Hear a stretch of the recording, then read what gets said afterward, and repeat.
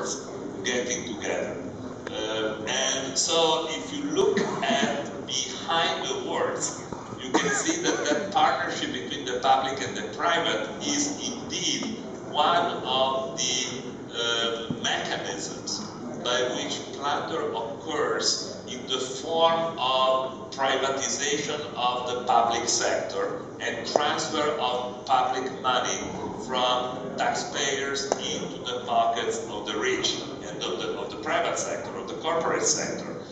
This is the way in which PPP works practically everywhere, also in Italy. Indeed, the mega project of the train that I'm talking about can be explained only as such. These mega projects, you know, the train as much as the nuclear plants, are humongous devices whose fundamental role is to collect public money and give them to the private contractors that do build those kind of mega projects. And this is the modern form of the enclosure. You see, the enclosure movement kind of collected the commons that do be the natural commons, basically, those things that gave possibilities to live to the people, and by enclosure have been able to transfer those wealth and that capital to the rising capitalism in order to make what Marx has called the original accumulation. Okay? Today, the original accumulation, which is not just original, it is continuous, happens through means like the PPP. You present an idea as attractive, but in fact behind that idea there is the notion that the profits remain in the private and the losses are socialized by the public.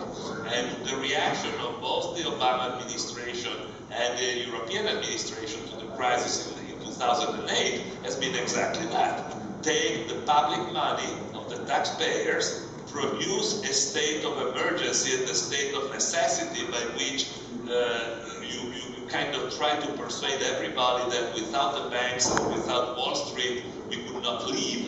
And then you take all this public money and you give them to the private banking sector in order to save it, on the logic that if you do not save the banking sector, the whole world is gonna collapse. A similar thing can be said for non-profit. Again, you know, the non-profit sector per se is a good idea. De facto, the way it works is like the NGOs in Africa, you know. They are good ideas as such, but de facto the way they work tend to make the profit motive prevail on the justice motive, and then eventually, because of the pressures of the economic structure, to work in a way that is very far away from the way in which they appear. So again, the lesson of Laura is never buy the dominant rhetoric, and her work on ADR from this point of view is absolutely fundamental. And I'm campaigning like crazy in Europe, in which today we are kind of introducing ADR everywhere, on this idea that it's fantastic to have harmony and to work out issues outside of conflict. But you know, the work of Laura of harmony ideology shows us very well how, you know, this notion of ADR, which is so attractive and so kind of sexy in the way it tries to persuade the people, de facto is a letdown. To the second question, the one on of course, plunder in Greece is a case study. As I said before, you know, you can take the example of Argentina transferring to Greece, and it's pretty much the same. There has been a tremendous effort of corruption of the Greece elite by, especially by the German